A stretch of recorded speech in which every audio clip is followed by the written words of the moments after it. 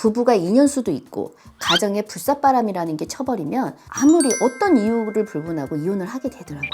선생님 안녕하십니까? 네, 안녕하세요. 네, 선생님. 네. 요새 방영하는 네. 이혼 수녀 캠프 혹시 보신 적 있으실까요? 아니요, 솔직히 말씀드리면 저 한 번도 안 봤어요. 요새 많은 분들께서 시청하고 네. 계신 프로그램인데요. 네. 요새 이혼하는 부부가 참 많은 것 같습니다. 네. 선생님 혹시 이혼하는 분들의 사주는 정해져 있나요? 어느 정도는 저는 정해져 있다고 봐요. 근데 결혼은 혼자 하는 게 아니잖아요. 결혼은 상대방이 있기 때문에 또 상대방하고의 같은 인연법에 같은 사주를 보고선 그게 이제 내가 이혼 사주가 있다 해서 상대방이 이혼 사주가 없으면 또 넘어갈 수가 있어요. 그리고 또 하나는 우리가 부부로라는 이름으로 살게 되잖아요. 그러면 이제 저희들이 속된 말로 저희들의 용어죠.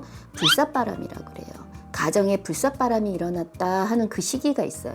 그럴 때는 부부가 인연수도 있고 가정에 불삿바람이라는 게 쳐버리면 아무리 어떤 이유를 불문하고 이혼을 하게 되더라고요.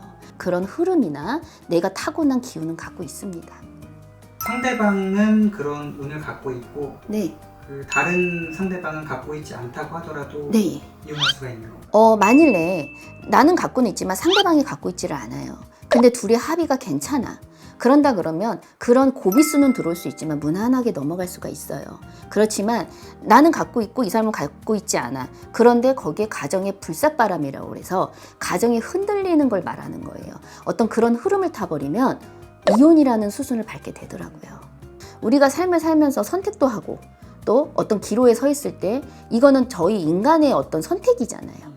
분명히 바뀔 수도 있고 어떤 선택을 하느냐에 따라서 그 흐름은 저는 바뀐다고 생각해요. 그렇기 때문에 100%라고 말씀은 드릴 수가 없어요. 하지만 갖고는 있다. 방송 프로그램 같은 경우는 네. 뭐 정신과나 뭐 심리학적으로 처방을 해서 네. 이런 좀 부부의 궁합이 안 좋거나 문제가 있으신 분들을 좀 다스려 주시는 그런 프로그램들이 많이 있잖아요. 네.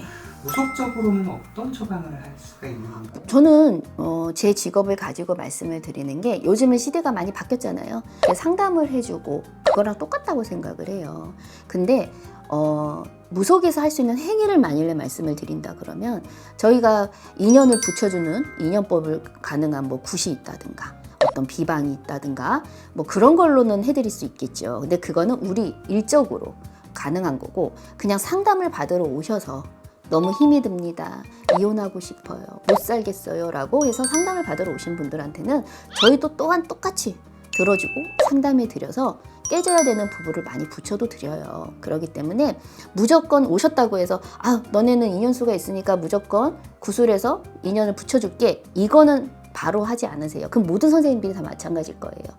충분히 상담하고 충분히 그 이유를 들어보고 정말 이게 인간 사이에서는 문제가 없는데 내가 타고난 사주나 어떤 신적인 거나 어떤 그런 흐름 때문에 이렇게 부부가 갑자기 이렇게 흔들렸다.